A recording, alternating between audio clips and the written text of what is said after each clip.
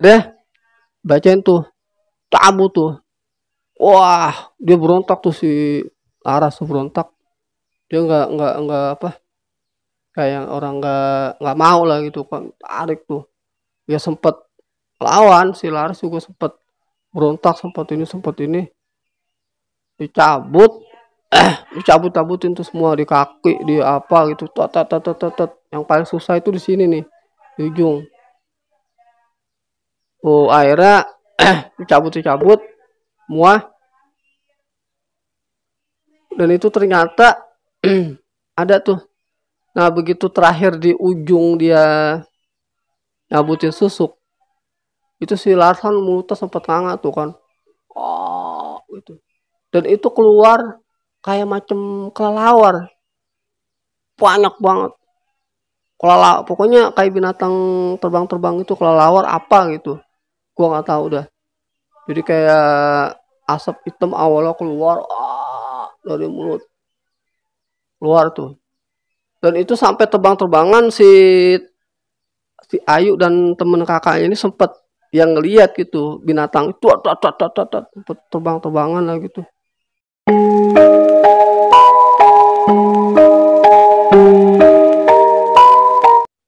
Halo, assalamualaikum warahmatullahi wabarakatuh.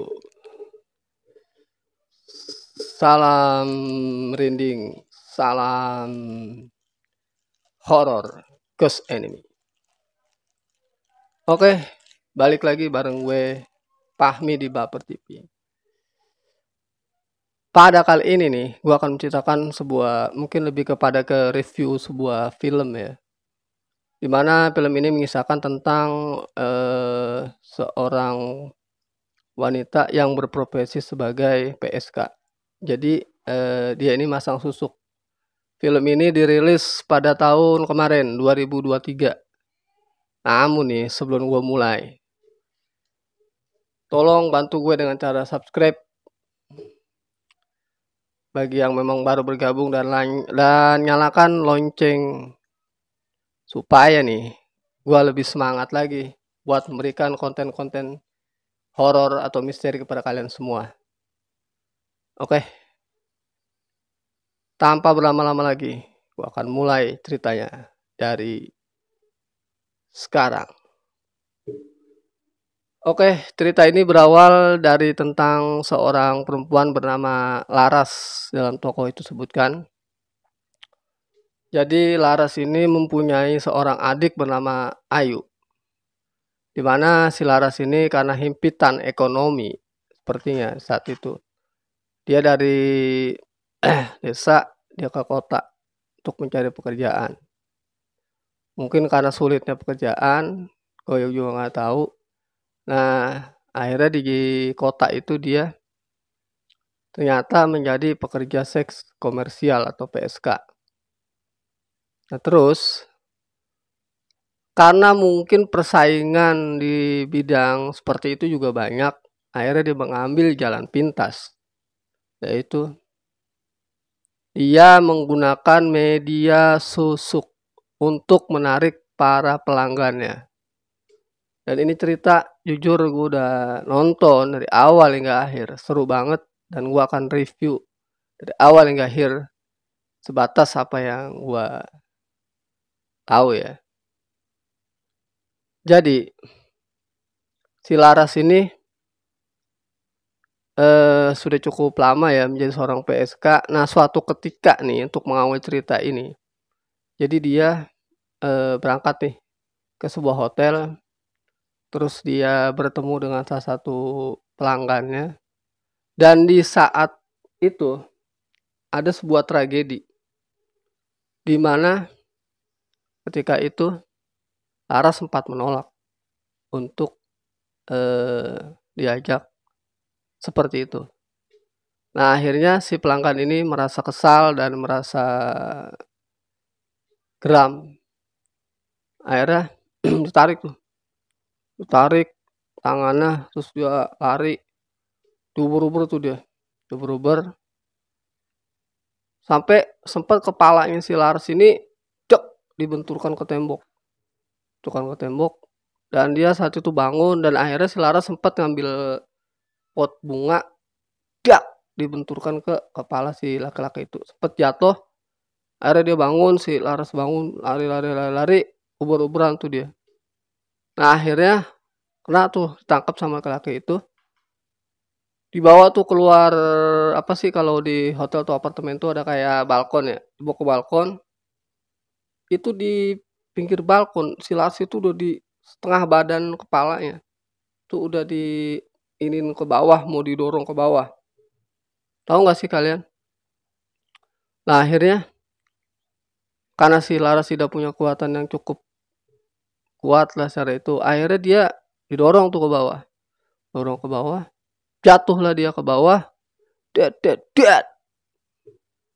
Dia jatuh dan dia jatuh tepat berada di atas sebuah mobil sedan yang terparkir di hotel itu, di bawah ya. Ada tuh orang pada lihat, dan ternyata nyawanya masih bisa diselamatkan, alias dia masih dalam keadaan hidup. Nah, karena kondisinya kan dia tadi udah sempat dipukul, sempat ini juga sama si laki itu, akhirnya dia jatuh dan wajahnya tuh ada sedikit kerusakan lah. Akhirnya singkat cerita dia dibawa ke rumah sakit nih, mungkin sama orang yang lihat dia. Dibawa ke rumah sakit, terus dipasangin alat segala macem, jantung segala macem. Dari saat itu adiknya si Ayu dapat informasi nih dari yaitu salah satu rekan atau sahabatnya dari kakaknya si Laras. Sampailah si Ayu di rumah sakit nih adiknya, di rumah sakit. Ketika dia sampai di rumah sakit, dia ketemu dengan dokter, lalu dokter menjelaskan bahwa sesungguhnya ini tinggal menunggu keajaiban Tuhan. Artinya ya 50-50, masih bisa terselamatan atau enggak nyawanya. Dan ternyata Laras masih bisa diselamatkan nyawanya. Nah, akhirnya kan karena posisi lukanya parah, mungkin untuk untuk scan ya. Scan biasanya kan kalau orang kecelakaan ataupun ada tragedi apa, di scan tuh, dicek kondisi tubuhnya, baik kondisi kepala, karena dia kan terbentur ya. Jadi mungkin mau dicek kondisi kepala, ya semua sih sebenarnya anggota tubuh. Di scan ataupun di ronsen ya kalau nggak salah ya mungkin. Nah, disinilah akan mulai terjadi keanehan dan baru terungkap apa yang sebenarnya terjadi dalam diri Laras. Dan si Ayu adanya pun saat itu nggak tahu kalau kakaknya tuh masang susuk. Begitu di scan, keluar hasil scan, akhirnya dokter manggil tuh. Apakah Mbak, baik Mbak, sebagai keluarga, mari saya akan menjelaskan dan saya akan bertanya sesuatu tentang hasil scan atau ronsen yang kami lakukan di rumah sakit ini. Begitu ditunjukin tuh hasil scan-nya. Dan ternyata terutama di bagian kepala ya, bagian kepala dan di bagian di tulang maluan lah ibaratnya. Itu ditemukan susuk. Ya kalau kita ngeliat hasil ronsen itu kan cuma kayak list foto ya. Itu banyak banget. Itu di kepala aja, di wajah, di pipi, di mulut tuh hampir sekitar berapa ya? 5 sampai 7 lah. Bagian bawah, dari pusar ke bawah tuh sekitar beberapa lah. Nah dokter bingung tuh saat itu. Dokter bingung dan dia sempat nanya nih sama keluarganya.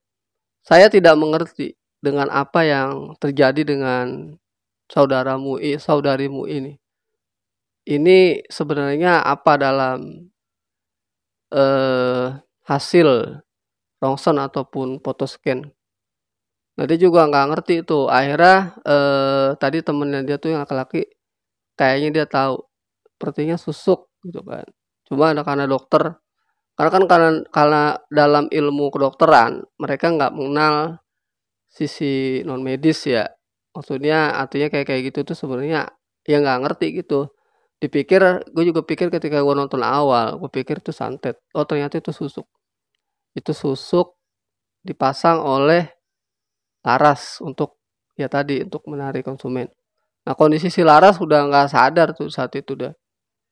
Nah akhirnya karena dianggap nggak berapa lama kemudian dia sadar, akhirnya disarankan untuk pulang nih.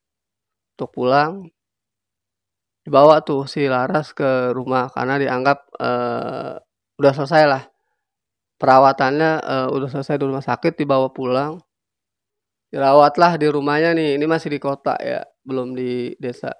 Di kota, ternyata memang ya itu, nggak sadarkan diri selama dia berada di rumah itu dengan kondisi wajah yang udah cukup ya merah ya, begitulah. Yang ya itu tadi wajahnya seperti itu karena, apa sih, akibat dari susuk itu. Nah akhirnya singkat cerita, ketika dia berada di rumah karena dia nggak ketemu solusi, akhirnya dibawa pulang kampung nih, ke kampungnya. Perjalanan tuh dari kota pakai mobil diantar oleh sahabatnya Laras. Cuma gua nggak tahu nih dia pakai naik taksi atau apa. Kita anggap dia sampai ke kampungnya. Sampailah dia di kampungnya, ya kondisinya sama dengan kondisi dia kemarin di kota, belum ada perubahan. Nah akhirnya di saat itu dia adiknya si Ayu sempat bertanya nih, ada sahabatnya Laras itu temennya laki-laki yang membantu. Nah dia saling berkomunikasi untuk mencari jalan keluar agar supaya Laras ini bisa disembuhkan.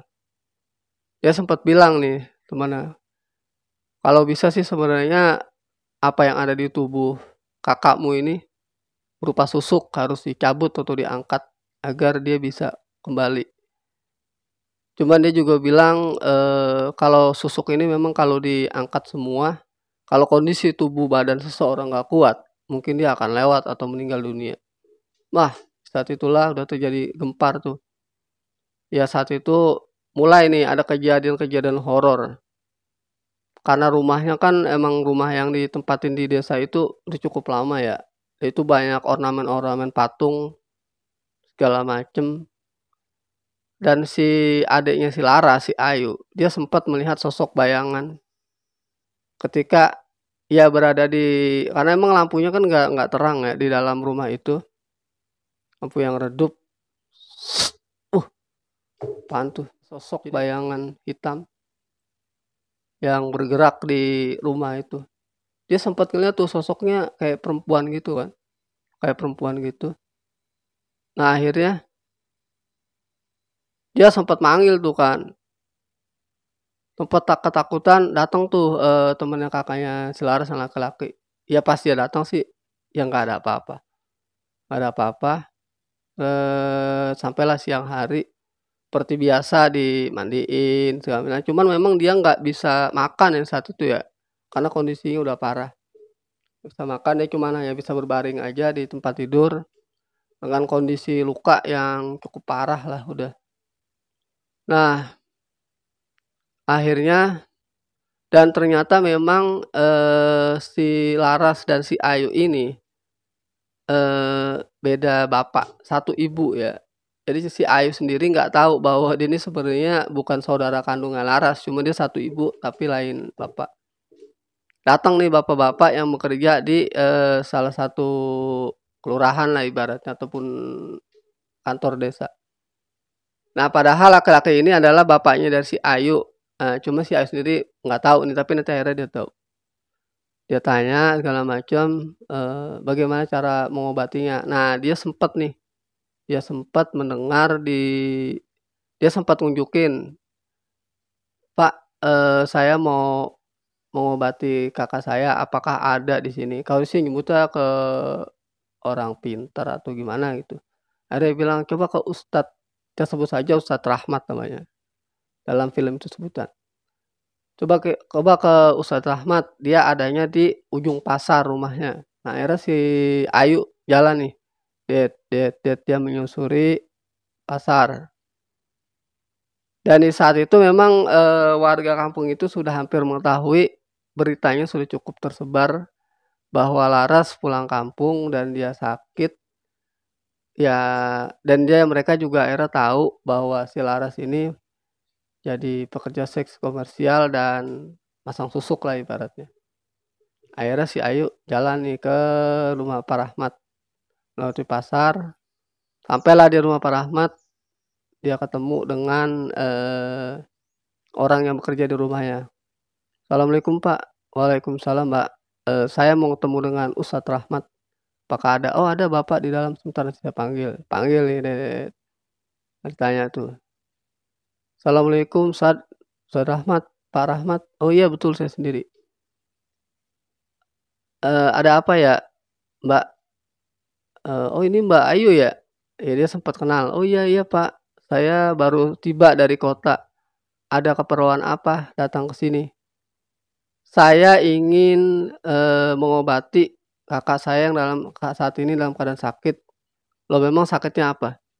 Jadi kakak saya ini Pak, mohon maaf, dia pasang susuk.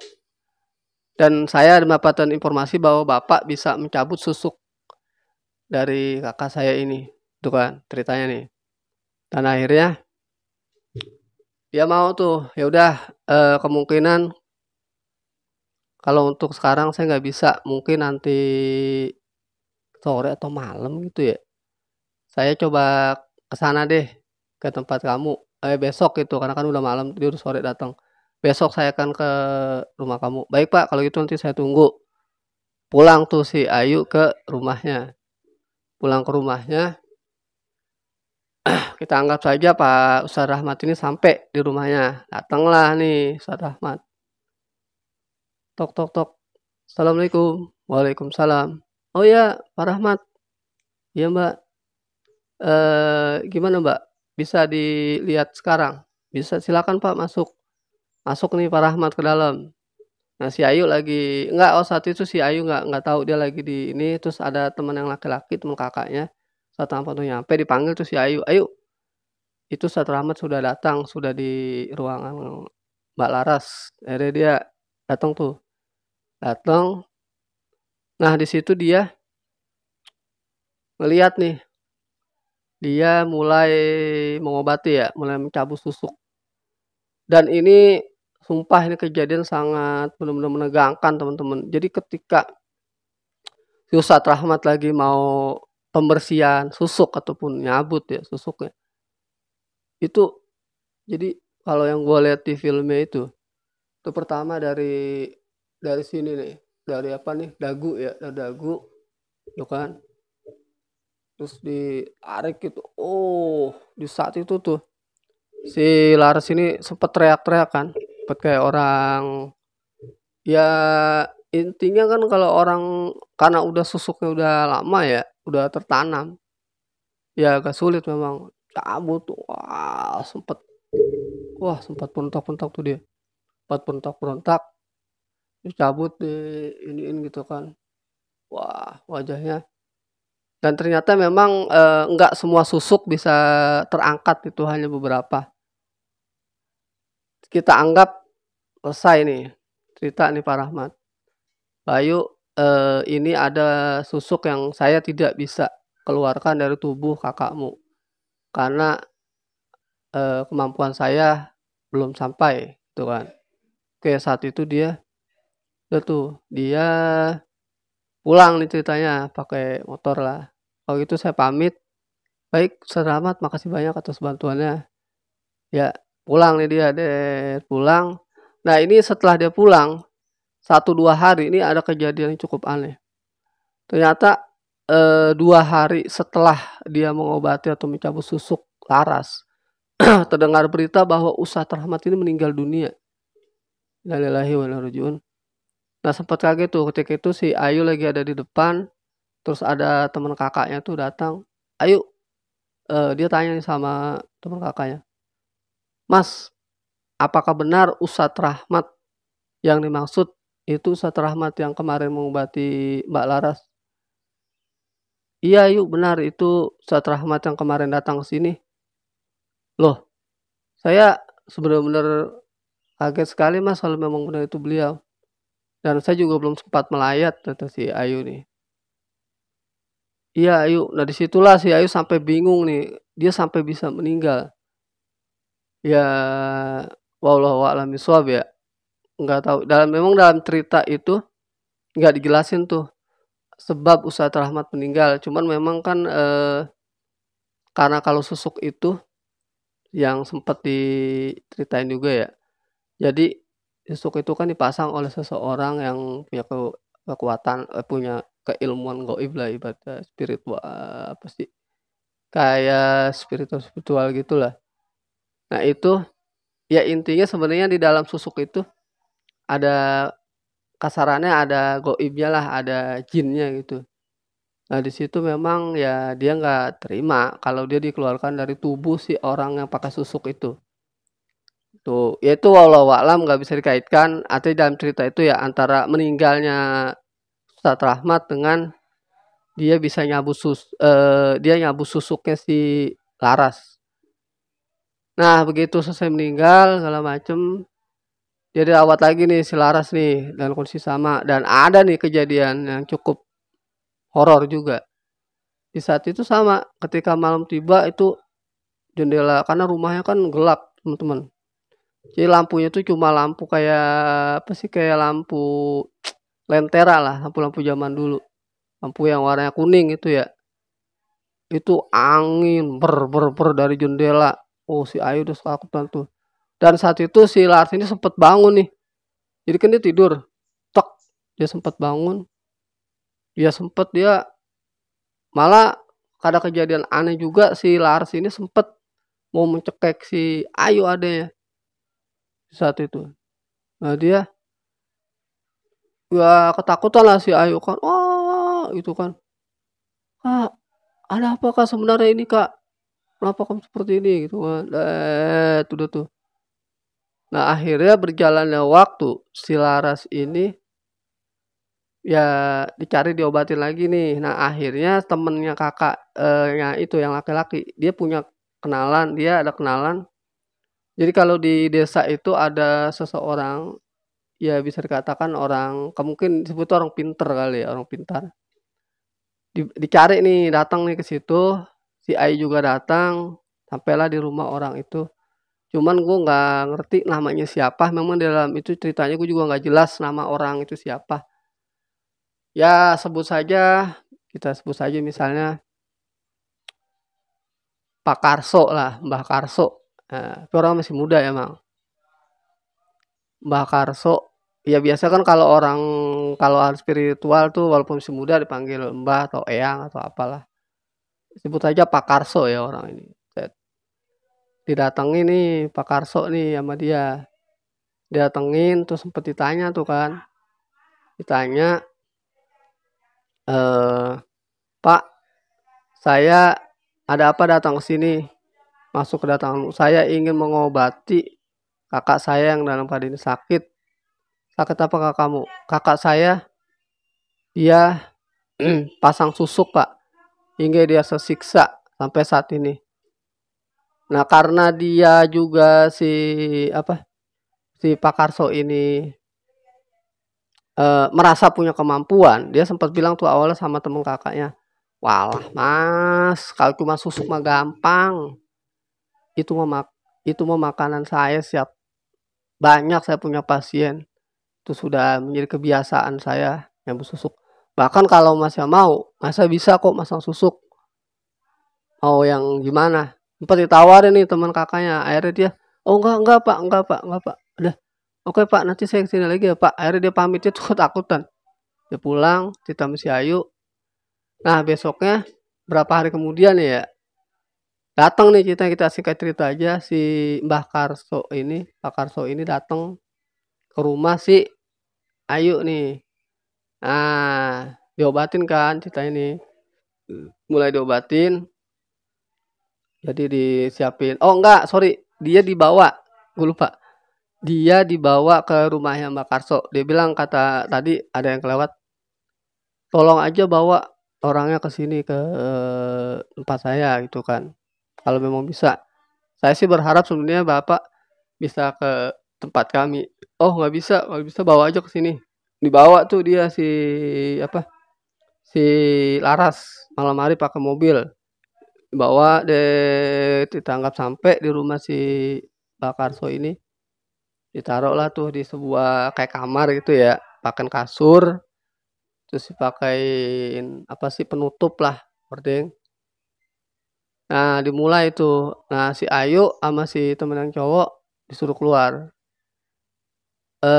Tolong kalian berdua tidak ada di ruangan ini dan tunggu di luar. Ditutup tuh hordengnya, terus ditutup hordengnya, mulai tuh diobati nih. Dicabut nih susuknya. Dan itu teman-teman, ya di sinilah nih mulai terjadi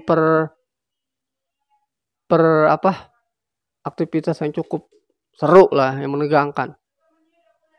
Adegan yang menegangkan.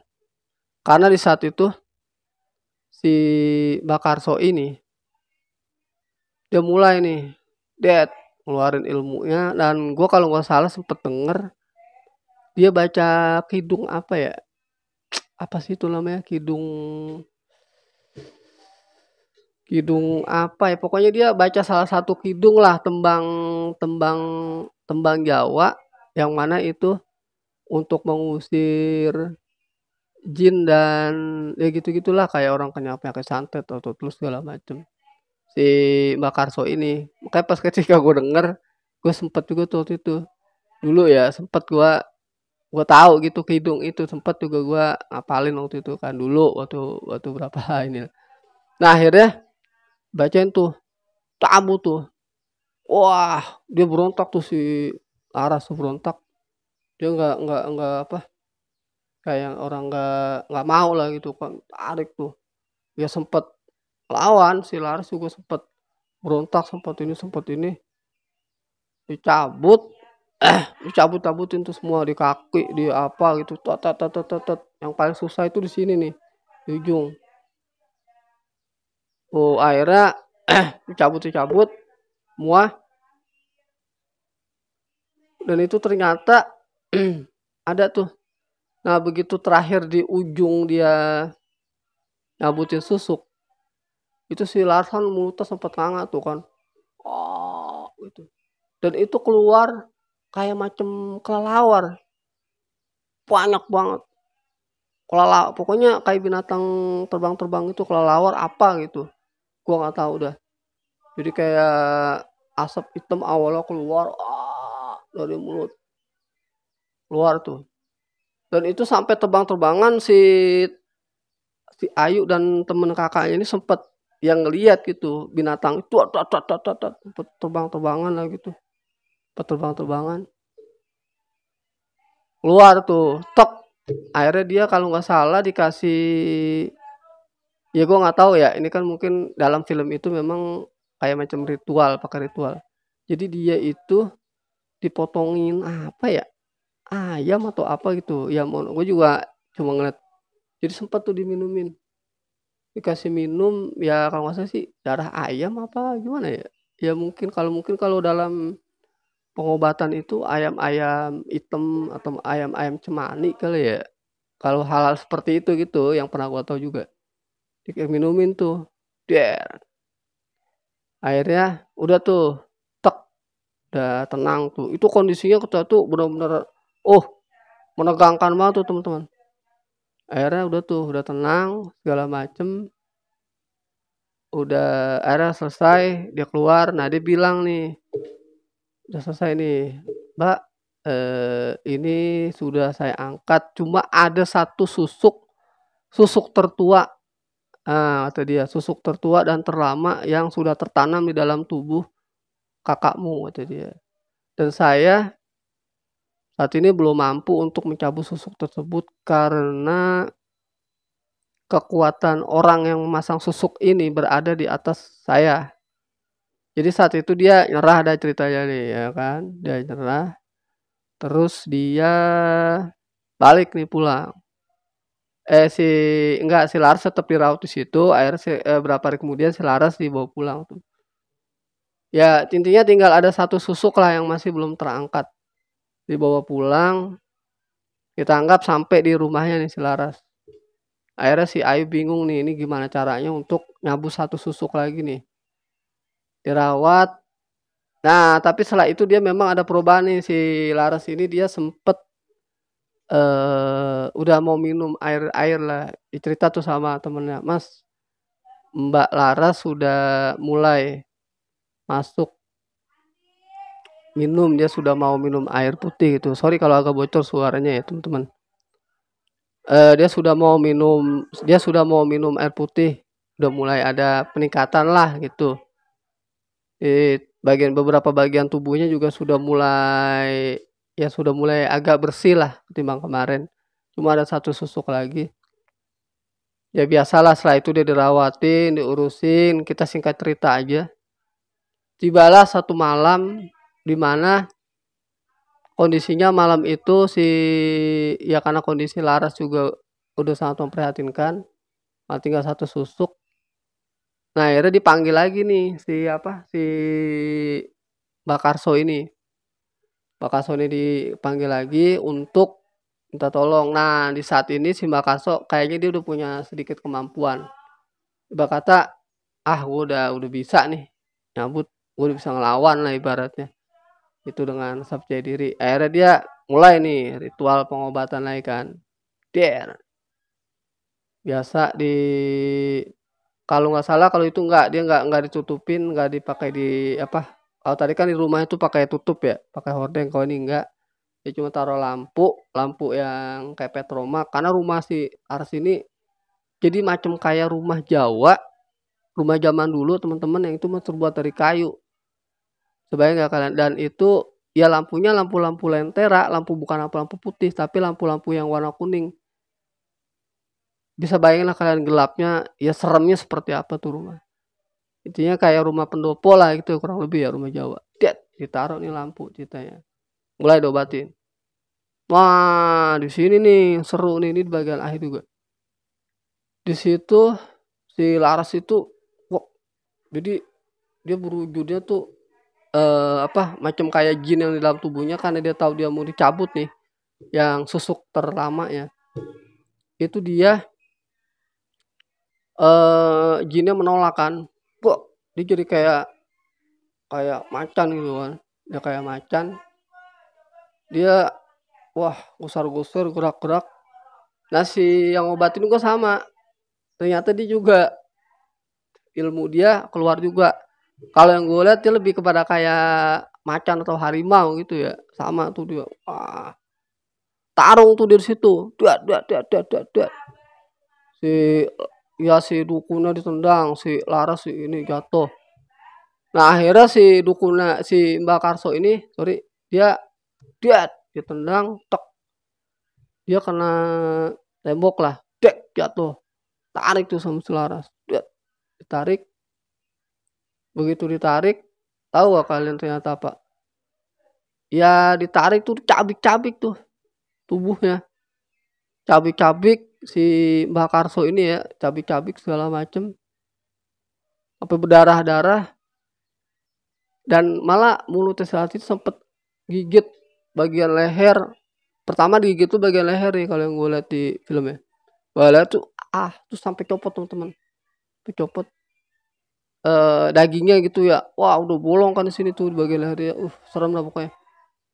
Akhirnya nggak sampai situ, cakar terus. Dia sempat dikorek tuh di bagian tubuhnya, cabik-cabik, sempat dimakan tuh. Sempat dimakan lah. Wah, pokoknya serem banget. Nah, di saat itu udah kalah nih si Mbak Karso nih. Dia sudah banyak mengeluarkan darah kan saat itu. Dan akhirnya dengan tragedi yang cukup sangat menyeramkan, ternyata si Mbak Karso ini gak kuat nih.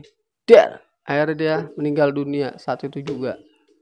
Nah, di saat itu juga beberapa warga di kampung itu pengen ngusir si Laras dan si Ayu nih, karena dianggap sudah merusak citra kampung itulah, berkata membuat jelek nama baik kampung itu. Wah, datang nih warga-warga, diketok tuh pintunya. Nah, di saat lagi genting nih seperti itu, bapaknya si Ayu yang tadi nih, yang dia bilang beda bapak yang gue bilang itu tadi, si bapaknya Ayu bilang, Ayu, salah satu caranya untuk mengakhiri ini semua adalah dengan menguburkan Laras bersama dengan ibumu. Makamnya ada di bawah pohon beringin di ujung sana, gitu kan. Wah, ada si Ayu juga karena ini kan karena warga udah mulai pada datang tuh. Akhirnya si Ayu sama si yang kakak sama teman kakaknya tuh dibungkus tuh. Dibungkus si Laras pakai kain, kain batik, dibawa ke mobil, dia lewat belakang, itu orang udah banyak. Akhirnya begitu masa datang ke rumah dia tuh, dia ngeliat tuh, "Woi, mana ini? Pergi kalian." Dia bilang, "Wah, ada mayat, ada mayat." Ya itu mayat si Mbak Karso yang tadi lahir ngobatin Laras. "Itu ada mayat, ada yang meninggal." Wah, dibawa tuh. Dibawa pakai mobil, ngautan, diuber tuh sama si apa tuh? Sama laki-laki yang jadi laki-laki ini sebenarnya tadi gua nggak ceritain, ada satu laki-laki di kampung itu yang suka sama si Laras waktu dulu sebelum dia berangkat ke kota. Jadi intinya dia masih kayak ya pengen masih suka lah sama Laras. Di-stop tuh begitu itu lagi genting, mobilnya jalan, di-stop tuh pakai motor. Dihalangin kan. Berhenti sempet sempet sempet ya sempet cekcok lah. Ada karena kondisi saat itu dia udah genting, si Laras kuburkan. Ada kata si Ayu, "Udah Mas, tabrak aja Mas, nggak usah turun." Gitu kan. Tabrak aja, tabrak. Akhirnya ditabrak tuh kan. Sampai dia kejepit di pohon. Ya meninggal saat itu. Si laki-laki yang tadi nih, dia kayak preman, kayak jagoan lah di kampung itu. Ditarik, akhirnya mobilnya mundur, dia berangkat lagi dengan waktu yang mepet. Akhirnya segera tuh dengan kondisi yang tertatih-tatih karena kondisinya si itu juga udah sempat terluka kan. Waduh udah ngegali tuh. Dia mulai dapat tuh dia nyari-nyari lokasi dulu di mana sebenarnya makam nih, pakai senter kan. Makam ibunya. Si Ayu. Wah, dapat tuh dia nemuin batu nisan. Mulai digali tuh makam ibunya. Digali dengan kondisi yang cukup penting. Nah, akhirnya begitu digali, diangkat tanahnya, ya segera kita cepetin ceritanya. Dimasukin tuh si Laras ke dalam liang lahat ibunya, langsung ditutup. Dan saat itulah cerita dari film ini berakhir. Nah, ceritanya sangat menegangkan tuh tadi, terutama yang lagi dia lagi diangkat susuk terakhirnya. Sampai dia akhirnya si dukun si ini meninggal. Cuman memang dalam cerita film ini tidak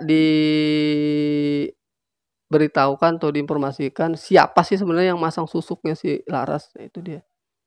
Jadi dia juga nggak tahu nih siapa yang masang susuknya. Ya, ya itulah misterinya tuh di situ sebenarnya teman-teman. Di situ sebenarnya yang masang susuk si Laras ini siapa? Dan itu menjadi masih misteri yang belum terungkap lah istilahnya. Dengan seperti itu ya berakhir juga cerita ini. Dan mungkin ada hikmah yang bisa gue sampaikan nih buat teman-teman semua dan buat kita semua. Hal seperti itu kan sebenarnya susuk ya, mohon maaf. Itu kan sesuatu yang ibaratnya gimana ya, kita tuh mau cari sesuatu ya macam kayak pengen, maaf ya, biasanya orang kalau masang susuk pengen dilihat lebih tampan, lebih cantik, ya macam buat pemikat. Baik gak usah lah teman-teman. Karena ya itu tadi dampak dan efeknya itu sangat berbahaya. Apalagi kalau orang yang masang susuk ketika itu dia mau meninggal dunia dan susuknya belum dicabut, itu pasti meninggalnya susah. Lebih baik gak usah seperti itu. Tinggalkanlah hal-hal seperti itu kalau memang kita bersinggungan dengan hal seperti itu. Ya sebenarnya film ini memberikan hikmah bahwa kita semua jangan pernah melakukan hal seperti itu. Karena ya pertama juga dosa besar juga ya. Kita udah gimana sih namanya kita masang susuk kan. Udah menambahkan apa yang anugerah Tuhan yang Maha Kuasa berikan kepada kita supaya lebih supaya nggak usah. Kita nggak usah kayak gitu, kita mending banyak berdoa, banyak baca sholawat aja lah supaya lebih baik. Mungkin sih hikmahnya sih itu aja. Dari film tentang judulnya itu Susuk apa ya, bentar, Susuk Kecantikan gitu ya. Intinya tentang ya bisa dikatakan sebenarnya cerita ini lebih menceritakan kepada efeknya ya, akibatnya daripada pemasang susuk. Ya supaya apa sih sebenarnya dengan ada film ini hikmahnya supaya kita tuh takut gitu, kita jerak untuk tidak masang susuk. Artinya kita bakal mengalami hal seperti yang ada di film ini. Buat gua, film ini sangat bagus dan sangat edukatif lah buat menjadi pembelajaran buat kita semua bahwa kita jangan melakukan hal-hal seperti itu. Tadi yang gua udah bilang bahwa itu ya dosa besar juga lah ya, karena kan kita pasang susuk segala macem. Iya, setahu gue sih gitu. Ya karena gue juga nggak banyak juga tahu tentang susuk. Yang pernah gue tahu seperti itu. Intinya dalam film ini banyak banget hikmahnya dan terakhir makasih banyak buat teman-teman yang udah nonton dari awal hingga akhir. Dan bantu gue support dengan cara subscribe dan share video ini sebanyak-banyaknya. Dan sih gue berharap video ini akan tembus ya nggak muluk-muluk lah. Minimal 500.000 views. Wah. Oke. Jangan lupa komen sebanyak-banyaknya buat kalian yang memang udah nonton film Susuk. Apa ya? Susuk Kecantikan. Gue lupa ntar judulnya ada. Nanti dan gue bakal tampilin tuh potongan-potongan sedikit tentang film ini. Oke, itu aja dari gue. Makasih banyak. Salam sukses selalu. Semoga kita bisa berjumpa lagi dan gua akan bawakan lagi cerita-cerita horor dan misteri yang lebih menegangkan lagi dan lebih seru lagi. Terima kasih banyak. Assalamualaikum warahmatullahi wabarakatuh.